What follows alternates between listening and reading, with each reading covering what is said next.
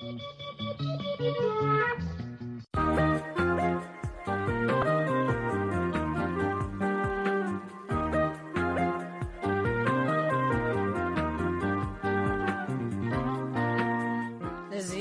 دمص أمريكايو ب22 ب25 ب31 متر باند خمون بنايل سات على فيسبوك ويوتيوب مشت كاب ساعة 4 حساب 4 فرقان ويكاخب 10 حساب 10 فرقان يمحللف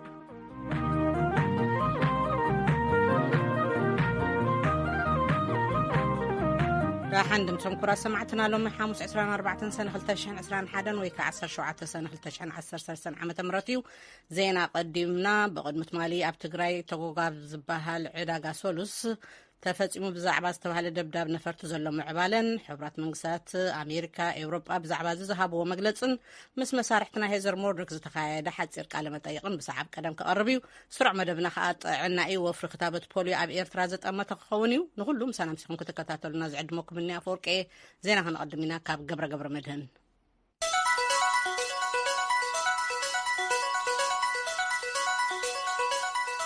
كمسيو زينا كسمعكم عبتقع كتما مقالة تركب توغوغا عبتبهال كبابي نعداغا عبلعل زوص حزبي بزبص حمد قعتات قوسيلوم حكمنا نمركاب تخلكلوم زنبرو سبات نمقاله هوسبيتال عايلر مئتاو جميروم بخال وغن دما وانا صحفي حبرات منقستات يونايتد ستيتس حبرات أوروبان أب حبرات منقستات أمباسادر يونايتد ستيتسن نتي أب عداغا توغوغا تيغراي تفصم دبداب نفرتي زخونن مجلسوس يومالو وق دوب نخبل ونس أوي عام محبر قيح مسكال بوغانو بتدبداب نستوغدو سبات ناب هوسبيتال عايدر مقالة كمزو صدوم قديسو تحرزينا كنوس خلوينا كلهم ناي مرجع كللات أبوشت كل تمعتات أبت مرجع نايزي تعوتو زرزر كم زفلتو بورد مرجع إثيوبيا فليتو أب علات مرجع زنبرو بالدهوتات بزملكات اتبورد كاب بوليتيكاي بارتات بزحت طرعنات مقبالو عدومبر بورد مرجع إثيوبيا وزارة برتقان ميدكس هاغاليسان أب كلل أورميا جوجي أبزر كابنا جالي ناي مرجع كلل دمس كي وهاب كالكلون تنبرون أب تقوان دمس موهابو زتزاربا وزارة برتقان اتقوداي بحقس لزرعي أب تبوتاز تخايد مرجع تقبالنت يبلوني لن يبلسابساب كنري أباته ناي روسيا مينستر قدات وصاي سيرغي لافروف مس ناي إثيوبيا مزنهم تمال سولوس أب موسكو كم زراربوهم قاليصهم روسيا أب حبراوي ربحاتاتنا متحبارن كم حبرات منقستات أبزا أمسلو أب عالم لختكالات موه هادن كعزز دليت هادلوا كبلو نمخط القدماء مينسترن ناي وصاي مينسترن إثيوبيا دمك مكنن قاليصهم لهم يبل كاب اي زرخبنا يوزينا لافرو بموساق عطو دمك مكنن بزعبا كنتات أفريكان حبرة أفريكان كزاربو مسمعهم أقداس إيلام بموساق عطو دمك بوغنم نابروسيا ممسهم كبري كم زسمعومن لافروف مسهم نمرخب جزيه مفقادومن أمسكينا ممالو أبتحت مزقب بوليتكاوي مكنن جنبار حرنت أورومو زخونو أتو ياسو كببو زصوعو 6 سبات بيت فردي بنسا السنابيتوهم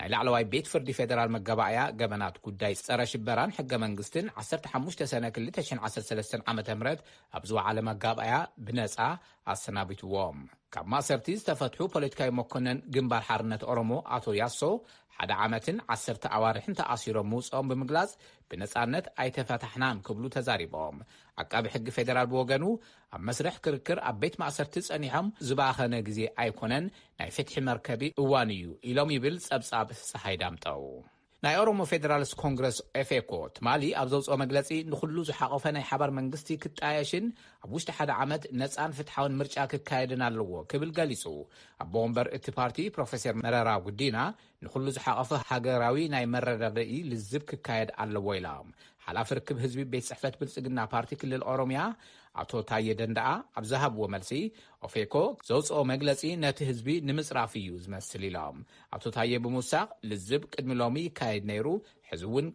كايديو داقم مرجع مكياد زبهال جنيلان إلوم نVOA أبزهب ورئيتو بزعبا مجلسي أفيكو كبورد مرجع إثيوبيا رئيتو نمركاب سعر الناقبر مخانو مسارحتنا ناكور ملكا قالي سلو ناي بربرا ناي كونتينر ترمينال سروحو بعلم جمارو تفاليتو ناي سوماليلاند بريزيدانت موسى بيهي لعلواي الأخوات إثيوبيا ናይ ዲፒ ወርልድ ዳይሬክተር ሱልጣን ቢን ሱላይማንን ኣብ ዝተረኸብሉ ናይ በርበራ ወደብ ናይ መጀመርያ ዙር ፕሮጀክት ምስፍሕፋሕ ተመሪቑ ብዕሊ ስርሑ ምጅማሩ ጸብጻብ መንግስታዊ ኣገልግሎት ዜና ኢትዮጵያ እዚኣ ሓቢሩ።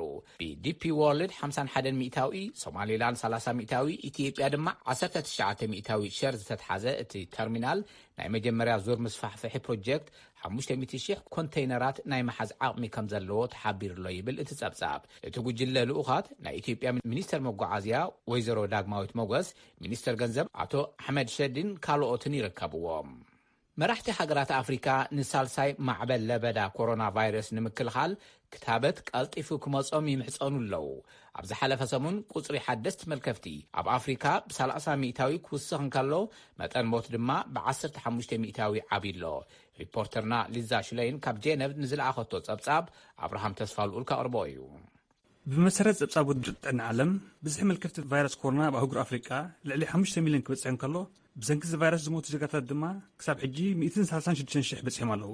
ኣብ ውድብ ጥዕና ዓለም ዳይሬክተር ኣህጉር ኣፍሪካ ዝኾና ማሸሶ ማኦቲ ከም ዝተቐስኦ ኣብ ዝሓለፈ 4 ሰሙንታት ጥራይ ብዝሒ ሓደስቲ መልከፍቲ ብ30 ሚእታዊት ክዓቢ እንከሎ መጠን ሞት ድማ ብ15 ሚእታዊት ተዛይዱ። ደቡብ ኣፍሪካ፣ ቱኒዝያ፣ ዛምቢያ፣ ዩጋንዳን ናሚብያን ልዕሊ 76 ሚእታዊት ሃዝ ናይዚ ሓድሽ መልከፍቲ ለብዒ ከም ዝሽፍና ይጠቕሳ። Africa is in the midst of a full-blown third wave. The sobering trajectory of surging cases ኣፍሪካ ኣብ ድቕድቕ ሳልሳይ እብረ ለብዒያ ዘላ። እዚ ዝረአ ዘሎ ገስጋስ ኩሉ ሰብ ቁልጡፍ ስጉምቲ ክወስድ ዝሓትት እዩ። እዚ ቫይረስ ሓንሳብ እንተጀሚሩ ከመይ ከም ዝላባዕ ድሮ ኣብ በዓል ህንዲ ርኢና ኣለና። ሕክምናዊ ምድላዋት ክዛይድ፣ ሓደስቲ ምርመራታት ከዓብን፣ ነቶም ዝተለኽፉ ወገናት ድማ ቁልጡፍ ግብረ መልስን ምርኣይ ግዜ እዩ። እቲ ፍታሕ ኢለን ዘቕርቦ እማሜ ብሕልፊ ምስ ፍልቀት ቫይረስ ደልታ ንሃገር ኣፍሪቃ ቁልጡፍ ክታበት ምቕራብ እዩ። ፍልቀት ቫይረስ ደልታ ኣብ ልዕሊ 14 ሃገራት ኣፍሪቃ ከም ዝገብር እንከሎ ብመሰረት ጸብጻብ ውድብ ጥዕና ዓለም ኣብ ክፍሊ ኣፍሪቃ ልዕሊ 12 ሚልዮን ዜጋታት ኣንጻር ቫይረስ ኮሮና ተኸፊፎም ኣለዉ። እዚ ኣሃዝ ግን 1 ሚእታዊት ናይ ህዝቢ ኣፍሪቃ ጥራይ ስለ ዝሽፍን ለገስቲ ሃገራት ብመገዲ ኮቫክስ ሓገዝ ክልእካ ማእቲ ይጽውዓ። At the continental level, we're seeing a rise in cases similar to the first wave peak in July 2020. በአህጉር ደረጃ ልክ ከምቲ ኣብ ቀዳማይ እብረ ኣብ ሓምለ 2020 ዝረኣናዮ ናይ 50 ሚእታዊ ዕቤት ኢና ንርኢ ዘለና።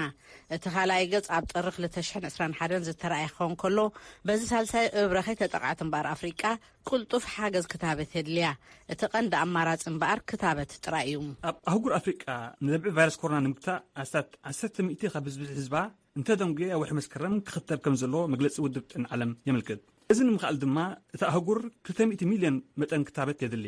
ሕብረት ኤውሮጳ ንዝኽታት ሃገራት ዝውዕል 100 ሚልዮን መጠን ክታበት ክልግሳ መብጻሕ ክኣትዋ እንከለዋ ኣሜሪካ ብወገና 80 ሚልዮን መጠን ክታበት ክትቅርብ ቃልኣት ኣላ። ነመስግን ኣብርሃም። እዚ ከምዚ ኢሉ እናሃለወ ናይ ዩናይትድ ስቴትስ ማእኸላት ምቁፅጻርን ምክልኻልን ሕማም CDC ክልተ ዓይነታት ክታበታት ኮቪድ-19 ዝወሰዱ ኣወዳት ቆልዑን መናእሰይ ደቂ ተባዕትዮን ዝተረኣየ ዘይተለምደ ናይ ልቢ ሕማም ምስቲ ክታበት ርክብ ከም ዘለዎ ትማል ረቡዕ ገሊጹ። እቲ ናይ ፌደራል ናይ ጥዕና ትካል ክታበታት ፋይዘር ወይ ሞደርና ዝወሰዱ ልዕሊ 1200 ሰባት ሚዮካርድስ ዝተባሃለ ናይ ልቢ ሕማም ኣማዕቢሎም ኣለዉ ኢሉ። ካብ ኣብ ደቂ ኣንስትዮ ኣብ ደቂ ተባዕትዮ ብበዝሒ ይረኣይ፣ ኣብቲ ካልኣይ ክታበት ድማ የጋጥም። ምልክታቱ ድኻምን ናይ ደረት ቃንዛን ሓዊሱ ቀሊል ብምዃኑ እቲ ሕማም ዝተሰምዖም መብዛሕትኦም ሙሉእ ብምሉእ ከም ዝሓወዩ CDC ገሊጹ። ኣሉታዊ ሳዕቤናቱ ምስ ተፈለጠ ብዛዕባ ሓደጉኡ ሓድሽ ናይ ጥዕና መጠንቀቕታ ንሓካይምን ተጠቀምቲ ናይቶም ክታበታትን ክወሃቦም እዩ ኢሎም ሓደ በዓል ስልጣን ናይ ዩናይትድ ስቴትስ ምምሕዳር ምግብን መድሓኒትን። ኣብ መወዳእታ ዩናይትድ ስቴትስን ጀርመንን ናይ ጅምላ ጭፍጨፋ ሆሎኮስት ከም ዘይተፈጸመ ምኽሓድን ጸረ ሴማውነትን ንምምካት ተሓባቢሮም ይሰርሑ ኣለዉ። ናይ ዩናይትድ ስቴትስ ሚኒስትር ጉዳያት ወጻኢ አንቶኒ ብሊንከን ናይ ሎምን ቀጻልን ወለዶታት ብዛዕባ ሆሎኮስት ክፈልጡን ክመሃሩሉን ክነረጋግጽ ኣለና ኢሎም። ሎማዓንቲ ሐሙስ ንዝኽሪ ዝተቓትሉ ኣይሁዳውያን ኣውሮፓውያን ኣብ ዝተሰርሐ ሓወልቲ ዝተዛረቡ ብሊንከን ንሆሎኮስት ምኽሓድን ጽልኢ ኣብ ልዕሊ ሴማውነትን ጎኒ ንጎኒ ምዘርኣውነት ምጽላእ ንናይ ካሊእ ዘርእን ካልኦት ዓይነታት ኣድላውነትን ዝኸዱ እዮም ንዴሞክራሲና ንምፍራስ ከም መመሳመሲ ምኽንያታት እውን ይጥቀምሉ ኣለዉ ኢሎም ብሊንከን። ታሪክ ሆሎኮስት ኣብ ዝሓለፈ ዝተፈጸመ ንምዝካር ጥራሕ ከይኮነስ ንናይ ሎሚ ንመጻእን መምርሒ ክኾነና እውን እዩ ኢሎም ብምውሳኽ ንሰሙን ናይ ጀርመን ሚኒስትር ጉዳያት ወጻኢ ሃይኮ ማስን ብዛዕባ እቲ ምሕዝነት ሰነድ ተፈራሪሞም ኣለዉ።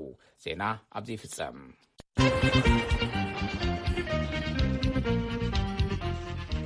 نمسجنك جبرة زغزل زبصبنا خا بقى ختمة مقالة تركب تجوجا بتبها الكبابي عبلعلن عداجة زوج حزبي بنفرت تفاجئ بزعبات تبها دب قوسيلهم حكمنا نمركب تخلكيلهم زنبرو سبات ناب مقالة هوسبيتال عايدر مقتاو جميرة مالو منقسي إثيوبيا قبل على عتقاتنبر قبل على سلاماوين سبات زتوس دمت قعتي لاني لله ملقيتها تصبح زرزر حيزو الله أبو كلل تجري وردان درتم تجوجا عداجة سولسال استبها لكبابي نعداجة قبل على استأكب حزبي بنفرتو قبيلك متقعتي بقدمة مالي أب استفدت سمن لوان نبت عداجة أتقال حيزو مخادوز الزارب ما أرج ويتوم استبها لهم ودع عسرت شديش تعمت لا تزبط حمت قعت أوروبلان أو كباب خبدون إيدون بدأت كم زبط حجليتهم ما أرج فلتهم عسرت سبعة كم زموت دم حبيرين قصيلو نحكمنا ناب مقلن ممتع تخلخلو بمتن حدمة تسقي برتي عنيبل أروعني إيدي ودن خبدي الأمبولانس عنا لمن توصلني حيز خيرون آتني حرفي لهم خلقي لهم خلي حرفي بلالو حديرنا مناقيلة أيوم ما يحرفي لهم كي يحكم أنت ومن أبي يرخلني خلقنا له منتكم أسماءاتين بتم من أبي يتدر خلق لهم ونيو سمن أجزع ما يتفاني مبلي تو علموا تطرح الشخص يتلعب الدعاني هذه رسالة على الأهلية وقذف الفرسة اللي تساعد صميم أو شخص رسالة رقة الجماعات تمالي دحر قطري إن حكايم نابتو جوجا مخار تفقد لهم بأمبولانس ناب عيدر ريفرال هوسبيتال كم زت جبرة إذا حبرة حكم الناون جمير اللهم نايد متوحتي كسر حلو دما لو ما أنتي تران دات تبينيرم أبري فرال هوسبيتال عيدر حلافي كفلي هندبتاو حكم النام دكتور دانيال ولدوم هتدبداب تفتيمو استبحاله بقدم تمالي كبابي ساعة شدش قطر ينيري لهم نحن سمعنا دما كبابي ساعة شمون تنيرم كابت ساعة تجمير دما حكايم كفلي هندبتاو حكم النام دلوات نيرنا كوينو جنا محلاف تخلخلنا نلعب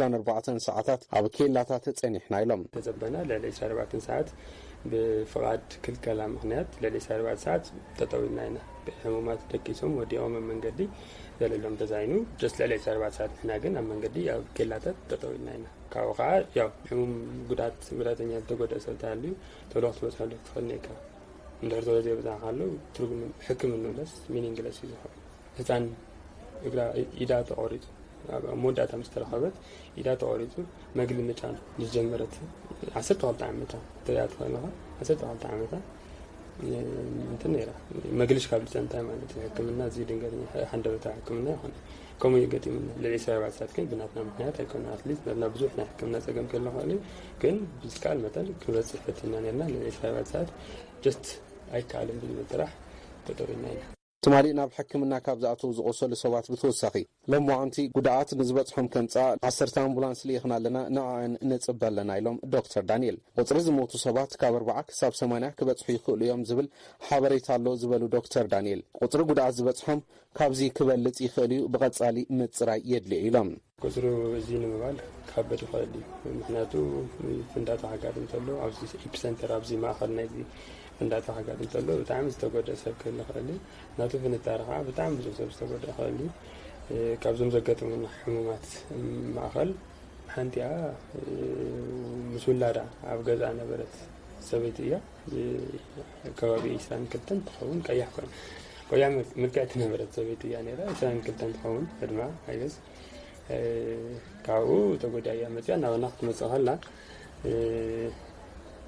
زنقرتنا مسؤولة دينيرة عندبت تحصي قتيم زفندات قتيم كاو جزاء فريسين كاو ليه يتردني إنساني وين نبي خمسة هذا تفعل ولا ديا مالتي إنساني نبي خمسة هذا تفعل تاني كم يقدم النازل أقبل قال منستر قدرات وصاي إثيوبيا أمباسادر دينا مفتي بوغنم منجس إثيوبيا نسلامو زيغاتات إلى ما زجبر متقعتي أيفت منيلهم تم عتقاتنا سيفيلاوي سبات كم شفان يتقمو يوم قبل تزاربهم ينزحو زلو ورتات دمام تاريخاوي زخونه مرص از هاجر نمحساس زعلمه يكبلو نقيفهم سراويت مكلخال إثيوبيا بوغنم أبتوغا أب عداغا استفصم متقعت أير أب لعل نصوحان زنጻጸረ زبل نصيغولم أقبل قالت سراويت كونريل جيتنت هادان لو معتي نغازدኛታት ኣብዝሃብዎ መግለጺ እቲ መጥቃዕቲ ኣየር ዕላምኡ መዓልቲ ሰማዕታት ከኽብሩ ዝተኣከቡ ዓመፅቲ ጉጅለ እዩ ነይሩ ክብሉ ገሊጾም እዮም። ኣባል ፈጻሚ ስራሕ ህዝባዊ ወያነ ሓርነት ትግራይ ኣይተ ጌታቸው ረዳ ትማሊ ኣብ ትዊተር ገጾም መንግስቲ ኣብይ ኣሕመድ ኣብ ሜዳ ውግእ ልዑል ኪሳራ ስለ ዘጋጠሞ ንዕዳጋ ኣብ ላዕሊ ዝተኣከበ ሰላማዊ ህዝቢ መጥቃዕቲ ኣብ ተጎጓ ፈጺሙ ኢሎም ቀጺሎም ድማ ሓይሊ ጸረ ነፈርቲ ትግራይ ትማሊ ሓንቲ አንቶኖቭ ከም ዘውደቐ ገሊጾም እዮም። ኣብ ሰሙን ኩናት ትግራይ ጠሚቱ ሓይልታት ትግራይ ኣብ ላዕሊ ሰራዊት ምክልኻል ኢትዮጵያ መጥቃዕቲ ብምፍጻም ዝተፈላለዩ ቦታታት ብምቁጽጻር መሳርሒ ኩናት እውን ከም ዝመንዝዑ ነቲ ሰራዊት ቀረባ ዝኾነ ድምፂ ወያነ ዝተባሃለ ሚድያ ጸብጺበሎም። ኮሎኔል ጌትነት ሎሙዓንቲ ኣብ መግለጺኦም ኣብ ሰሙን ሓይልታት ትግራይ ቁልፊ ዝበሃሉ ቦታታት ምቁጽጻሮም ዝገልጽ ዜና ነጺጎም ኣለዉ። እቶም ኮሎኔል ሕወሓት ናይ ሕሶት ሓበሬታ ኣብ ምንዛሕ ዝርከብ ኢሎም ኣለዉ። እዚ ድማ ኣብ ቅድሚ ማሕበረሰብ ዓለም ጥንካረ ከም ዘለዎ ብምርኣይ ምስ መንግስቲ ኮፍ ኢሉ ንምድርዳር ዝተለሞ እዩ ብምባል ነጺጎም ኣለዉ። ንድምፂ ኣሜሪካ ሙልጌታ ጽቡሃ መቐለም። ነመስግነካ ሙልጌታ። ሕቡራት መንግስታት ዩናይትድ ስቴትስ ሕብረት ኤውሮጳ ኣብ ሕቡራት ሃገራት ኣምባሳደር ዩናይትድ ስቴትስን ነቲ ኣብ ዕዳጋ ተጎጋ ትግራይ ተፈጺሙ ዝተባሃለ ደብዳብ ነፈርቲ ኾኒኖም ኣለዉ። ማሕበር ቀይሕ መስቀል ድማ ንዝተጎድኡ ናብ ሆስፒታል ዓይደር ከም ዝወሰደ ገሊጹ ኣሎ። ንዝተዋሃቡ መግለጽታት በትረ ስልጣን ተርጉሙ ከቕርቦ እዩ። ዋና ጸሓፊ ሕቡራት ሃገራት አንቶኒዮ ጉተረስ በቲ ኣብ ተጎጋ ትግራይ ዝተፈጸመ ደብዳብ ነፈርቲ ኣዝዮም ከም ዝተሻቐሉ ወሃቢ ቃል ሕቡራት ሃገራት ስቴፈን ዩሪክ ገሊጹ። እቲ ወሃቢ ቃል ወሲኹ ፈለማ ትኹረትና ምድሓን ህይወት ስለ ዝኾነ ዝተወሰነ ካብቶም ዝተጎድኡ ረቡዕ ምሸት ብኣምቡላንስ ተወሲዶም ኣለዉ። ናብቲ ደብዳብ ዝተፈጸመሉ ስፍራ ኣቲና ንምጽራይ ሓቲትና ግን እዛጊድ ኣይከኣልናን ዘለና ይብል ንሱ። ሎሚ እውን እንተኾነ መቁራጽ ተጻብኦ ንኽትግበር ድልየትና እዩ። ዝሰፍሐ ሰብኣዊ ሓገዝ ዝበጽሓሉ ኩነታት ኢና ንደሊ። ሓቂ ንምዝራብ ነገራት ኣብ ቅኑዕ ዓንፈት የለውን ኢሉ ይገልጾ ወሃቢ ቃል ሕቡራት ሃገራት። እዚ ከምዚ ኢሉ ከሎ ዩናይትድ ስቴትስ በቲ 22 ሰነ ኣብ ትግራይ ተፈጺሙ ኣብ ልዕሊ ብርክት ዝበሉ ሰላማውያን ሰባት ቅትለትን ጉድኣትን ዘውረደ ደብዳብ ነፈርቲ ከቢድ ሻቕለ ከም ዝፈጠረላ ገሊጻላ። መግለጺ ሚኒስትሪ ወጻኢ ዩናይትድ ስቴትስ ወታደራት ነቶም ብሰንኪቲ ደብዳብ ነፈርቲ ዝተጎድኡ ሰባት ናብ ሕክምና ክረኽብሉ ዝኽእሉሉ ማእከል ሕክምና ንከይሓልፉ ምትዕንቓፎም ዝሕብሩ እሙናት ጭብጥታት ረኺብና ኣለና ይብል። ሚኒስትሪ ወጻኢ ኣሜሪካ ወሲኹ ግዳያት ናብ ኣዝዩ ኣገዳሲ ዝኾነ ሕክምናዊ ደገፍ ዝረኽብሉ ማእከል ንከይኸዱ ምኽልካል ዘስካሕክሕን ፈጺሙ ተቐባልነት ዘይብሉን እዩ። መንግስቲ ኢትዮጵያ እቶም ዝተጎድኡ ሙሉእን ዓንቀፍቀፍ ዘይብሉን ሕክምና ንክረኽቡ ክሕግዝ ፈጸምቲ እቲ ደብዳብ ንኽሕተቱን ቀልባሲ ስጉምትን ንክወስድን ቅልጥፉን ነጻን መርመራ ንክካየድን እውን ፀዊዑ ኣሎ መንግስቲ ኣሜሪካ። ኣብ ትግራይ ውግእ ንኸብቅዕ ዘይተደረተ ቀረብ ሰብኣዊ ሓገዛት ንኽረጋገጽን ሰላማውያን ሰባት ሓለዋ ንክረኽቡን ኣሜሪካ ፀዊዓ ኣላ። ኣብ ሕቡራት ሃገራት ኣምባሳደር ዩናይትድ ስቴትስ ሊንዳ ቶማስ ግሪንፊልድ ብወገነን እቲ ፍጻመ ክምርመርን ፈጻሚኡ ንክሕተትን ፀዊዕና ኣለዋ። ኣስዒባን I called for accountability. I call for an investigation for what has happened. But more broadly, we have made clear our position on the issues in Tigray. ብዛዕባ ዝፍጸሙ ዘለዉ መግሃስታት ሰብኣዊ መሰላት ፈጸምቲ ንኽሕተቱ ወተሃደራት ኤርትራ ንኽወፁ ፀዊዕና ኢና። ኣብዚ ጉዳይ እዚ ሙሉእ ግዜኡ ዝነጥፍ ፍሉይ ልኡኽ መዲብና ኣለና። ሚኒስትር ወጻኢ አንቶኒ ብሊንከን እውን ይዋስኡሉ ኣለዉ። ኣብ ቤት ምክሪ ጸጥታ ሕቡራት ሃገራት እውን ተዘራሪብና ኣሉ። ጉዳይ ኢትዮጵያ ክሳብ ሎሚ ወግዓዊ ኣጀንዳ እቲ ቤት ምክሪ ዘይምዃኑ ግና ሕጉስቲ ኣይኮንኩን። እዚ ከምዚ ኢሉ ከሎ ጥቓ ዕዳጋ ሓሙስ ዶግዓ ተንብየን ኣብ እትርከብ ተጎጋ 22 ሰነ ዝተፈጸመ ደብዳብ ነፈርቲ ኣዝዩ ዘሻቕል ከም ዝኾነ መግለፂ ሕብረት ኣውሮፓ ኣፍሊጡ። እዚ ክስተት እዚ መቐጸልታ እቲ ዛጊድ ዝተመዝገበ ዘስካሕክሕ መግሃስቲ ንዓለም ለኻዊ ሕግታት ዝጠሓሰን መግሃስቲ ዓለም ለኻዊ ሕግን ጥሕሰት ሰብኣዊ መሰላትን ግፍዕታት ዘርኣዊ መጥቃዕቲ ከምኡውን ንጥሜትን ጾታዊ ምግሳስን ከም መሳርሒ ውግእ ምጥቃምን ኮይኑ ኣሎ ይብል ሕብረት ኣውሮፓ። ሕብረት ኣውሮፓ ወሲኹ ንሰላማውያን ሰባት ኮነ ኢልካ ዓላማ ምግባር ብጽኑዕ ዝኹነን ከም ዝኾነ ብዝኾነ መገዲ ምኹኒ ክኸውን ዘይኽእል ኣንጻር ዓለም ለኸ ሕጊ እዩ። እዞም ግፍዕታት እዚኦም ይፍጸሙ ዘለዉ ግዝኣታዊ ሓድነት ኢትዮጵያ ንምኽባር እዩ ዝብል መካትዒ ክቐርበሉ ኣይኽእልን ይብል። ኣምቡላንሳት ብሰንኪ እቲ ደብዳብ ንዝተጎድኡ ሰባት ናብ ማእከላት ሕክምና ሒዘን ንኸይሓልፋ ተኸልኪለን ዝብል ሓበሬታ ሓቂ እንተኮይኑ ተቐባልነት ዘይብሉ ንውዕል ጀኔቫን ካልኦት ዓለም ለኻዊ ሕግታት ዝጻረርን እዩ ይብል ኣውሮፓዊ ሕብረት። እቲ ሕብረት ወሲኹ ኣብ ትግራይ ቅጽበታዊ ምቁራጽ ተጻብኦ ንኽትግበር ዘይተደረተ ምንቅስቓስ ንሰብኣዊ ሓገዛት ንኽረጋገጽ ጸዊዑ ኣብ ትግራይ ይፍጸም ዘሎ ዘስካሕክሕ እዩ ማሕበረሰብ ዓለም ክበራበርን ስጉምቲ ዝወስደሉ ግዜ ሎሚ እዩን ይብል። ሕብረት ኣውሮፓ ዝቕጽል ወርሒ ክውሰድ ብዛዕባ ዝግብኦ ስጉምቲ ንክዘራረብ መደብ ከም ዝሓዘ እውን ገሊጹ ኣሎ።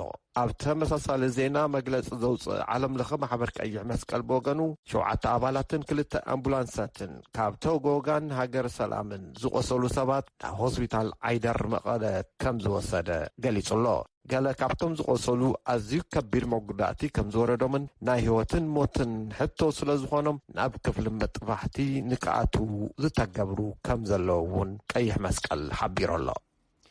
ኣብ ቶጎጋ ትግራይ ብሰንኪ ዝተፈጸመ ደብዳብ ብርክት ዝበሉ ከም ዝቆሰሉን ከም ዝሞቱን ንዝወረደ ጥቕዓት ሓላፍነት ዝወሰደ ኣካል ዛጊድ ግን ፈጺመ ዝበለ ኣካል ግን የለን ክትብል ሪፖርተር ቪኦኤ ሄዘር ሞርዶክ ሓቢራላ። መንግስቲ ኢትዮጵያ ኣብ ልዕሊ ሰላማውያን ሰባት ደብዳብ ከም ዘይፍጽም ምግላጹን ሄዘር ሞርዶክ ትገልጽ። በትረ ስልጣን ተርጉሙ ከቕርቦ እዩ። ብመሰረት መሰኻኽር ዓይንን ሰብ ሞያ ሕክምናን ደብዳብ ከም ዝተፈጸመ ብርክት ዝበሉ ሰባት ከም ዝሞቱን ከም ዝቆሰሉን ተፈሊጡ ኣሎ ትብል ሪፖርተርና ሄዘር ሞርዶክ። መንገዲ ከም ዝተዓጽወን ኣምቡላንሳት ነቶም ኣብቲ ደብዳብ ዝተጎድኡ ናብ ሆስፒታል መቐለ ከግዕዛ ከም ዘይከኣላ ዘዘራረብክዎም ሰባት ገሊፆም እዮም። ካልኣይ ዘይተዘርበሉ ነገር ኣሎ ትብል ንሳ ሓንቲ ከተማ ኣብ ውሽጢ 2 መዓልትታት ኣብ ኢድ 3 ሓይልታት ከም ዝወደቐት ነበርታ ስለ ዝፈርሑ ካብ ቤቶም ክወፁ ከም ዘይከኣሉ ብርክት ዝበሉ ኣባይቲ ከም ዝዓነቑ 3 ሰባት ከም ዝሞቱ ገሊጻ ናብቲ ደብዳብ ነፈርቲ ክመልሰክሞ ነቲ ደብዳብ መን ከም ዝፈጸሞ ተፈሊጡ ዶ ዝብል ሕቶ ቀሪቡላ ሄዘር ሞርዶክ ትመልስ። No, we don't know. The Ethiopian government says they do not attack civilians. ኣይፋሉን መን ከም ዝፈጸሙ ኣይትፈልጠን። መንግስቲ ኢትዮጵያ ንሰላማውያን ሰባት ኣይንድብድብን ኢሉ እንተኾነ ነቲ ደብዳብ ባዕለየ ፈጻሚኡ ዝበለ ኣካል ዛጊድ የለን። ካልእ ንሄዘር ዝቐረበላ ሕቶ ቀዳማ ሚኒስትር ኣብይ ኣሕመድ ኣብ ትግራይ ጥምየት የለን ኢሎም እዮም። ሕብራት ሃገራትን ካልኦት ትካላትን ግና ዝተጋፍሐ ሕፅረት መግቢ ከም ዘሎ ሓቢሮምና እዮም። ስለዚ እቶም ቀዳማ ሚኒስትር ስለምንታይ ከምኡ ከም ዝበሉ ዶ ክተብርህ ምኽኣልኪ ኢልዋ ንሳ ትቕጽል። There is a lot of talk in the capital that the reports of famine and ዝቃልሑ ሰብኣዊ ቅልውላዋት ዝተጋነኑ እዮም። ናይ ወጻኢ ሚድያታት ኣንጻር መንግስቲ ጸግዒ ዝሓዘ ሓበሬታ እዮም ዘቃልሑ። ከምኡውን ኣብቲ ክልል ንዘሎ ሰብኣዊ ጸገማት የጋነንዎ ኣለዉ ዝብል ርእይቶ ኣብ ኣዲስ ኣበባ ይሰምዕ እየ። ቀዳማይ ሚኒስትር ኣብይ ስለምንታይ ኣብ ትግራይ ጥሜት የለን ከም ዝበሉ ግና ንርእሰይ ርግጸኛ ኣይኮንኩን። እቲ ሓቂ ግና ኣብ ትግራይ ጥምየትን ድኽነትን ኣሎ። እዚ ንሰራሕተኛታት ረድኤትን ንጋዜጠኛታትን ንጹር እዩ። ሕፅረት እኽልን ጥቓ ጥምየት ዝበጽሑ ኣስታት 350,000 ሰባት ኣብዚ እዋን እዚ ኣለዉ ኢላ ሪፖርተርና ሄዘር ሞርዶክ ናብ ኣዲስ ኣበባ ክመልሰኪ ኢልዋ መሳርሕትና ስቲቭ። ሰባት ብዛዕባ ትስኒ ዝተሳለጠ ሃገራዊ መረፃ ዘለዎም ግብረ መልሲ እንታይ ይመስል ኢልዋ ንሳ ትምልስ። ሰባት ሕውስዋስ ርእቶታት እዮም ዝህቡኻ። ተቃዋምቲ ልዕሊ 200 ጉድለታት ከም ዝሰነዱ፣ ንኣብነት መድመፂ ካርድታትን ተዓዘብቲ መረፃን ከም ዝተሰወሩ፣ ምፍርራሕ ኣብ ልዕሊ ተዓዘብቲ ከም ዝተፈጸመ፣ ካብኡ ዝኸፍአ ካብ ዝተመደበሉ ነቑጣ ንኽርሕቑ ከም ዝተገደዱ ይጠቕሱ ኣለዉ። ኣብ ኣዲስ ኣበባ እቲ መረፃ ብሰላም ስለ ዝተጠናቐቐ እፎይታ ዝተሰምዖም እውን ኣለዉ። በዝሒ ዘለዎም ህዝብታት ኣብ መረፃ ከም ዘይተሳተፉ ምዝካር ኣገዳሲ እዩ። መስርሕ መረፃ ናብ መስከረም ዝተመሓላለፈሎም ከባቢታት እውን ኣለዉ። ኣብ ሙሉእ ትግራይ መረፃ ኣይተኻይደን። 2 ተቃወምቲ ፓርቲታት ካብ ክልል ኦሮምያ ድማ ካብቲ መረፃ ንርእሶም ኣግሊሎም እዮም በለት ሄዘር ሞርዶክ ንመሳርሕትና ስቲቭ ሚለር ኣብ ዝሃበቶ ቃለ ምልልስ።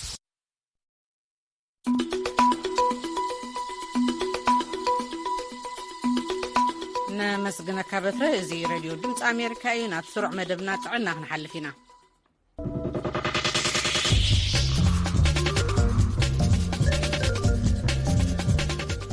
ሚኒስትሪ ጥዕና ኤርትራ ኣብ ጎረባብታ ሃገራት ዝተራእየ ባህሪኡ ዝለወጠ ሕማም ፖሊዮ ንምክልኻል ብደረጃ ሃገር ብመርፍእ ዝወሃብ ክታበት ፖሊዮ ይህብ ከም ዘሎ ገሊጹ።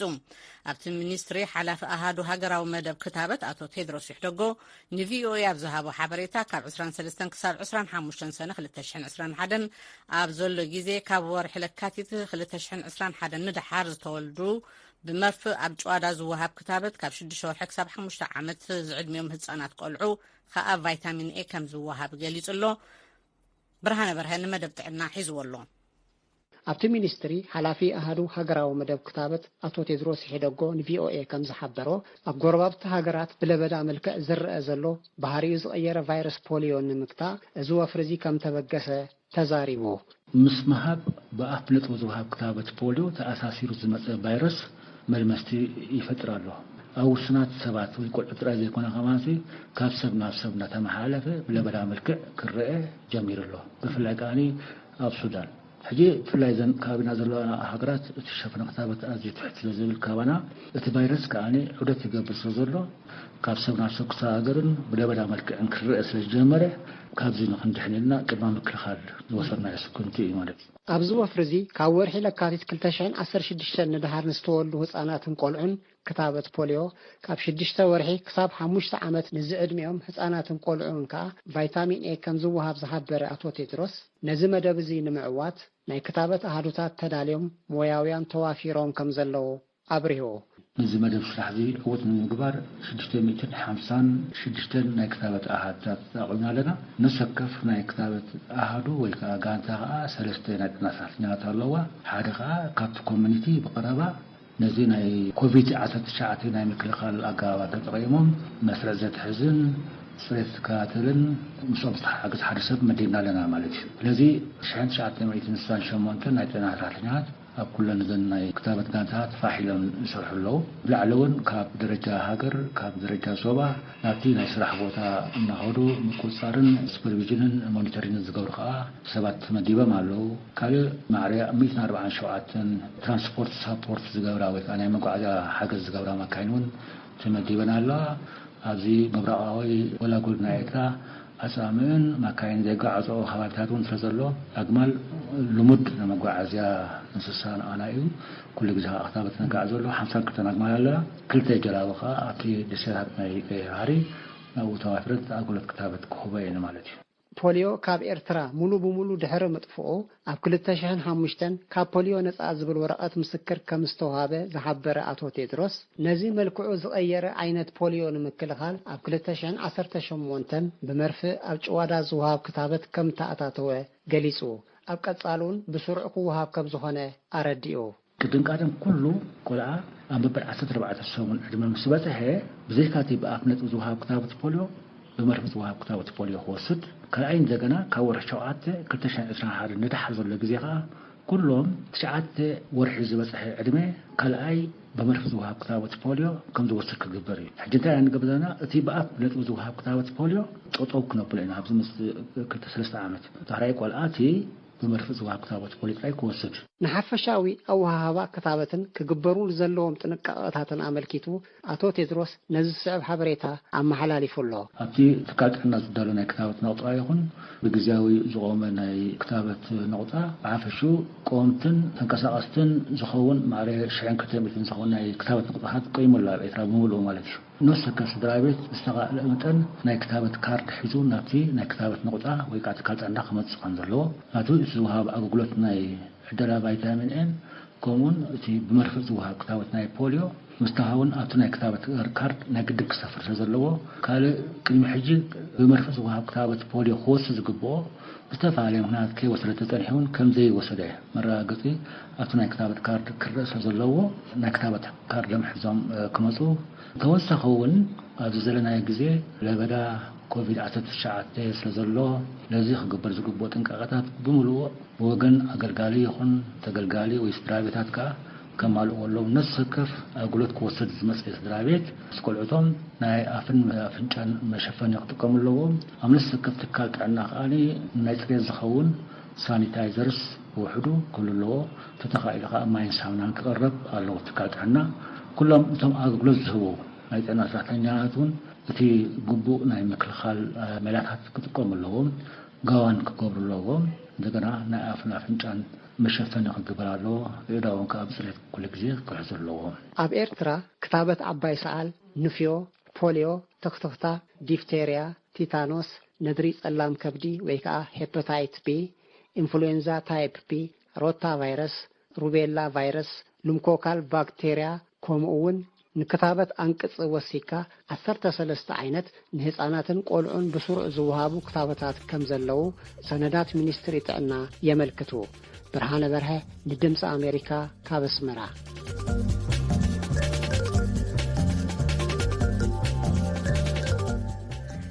ክንከታተሉ ዝፀናሕና ስሩዕ መደብና ጥዕና እዩ ነይሩ። ኣነ እውን ንብርሃንን ከምኡ ንጋሻና ኣቶ ቴድሮስ ይሕደጎን ኣዝና ንመስግን። በዚ እምበኣር ናይ ሎሚ ሓሙስ ሓፈሻዊ ምድላዋትና ፈፂምና ኣለና።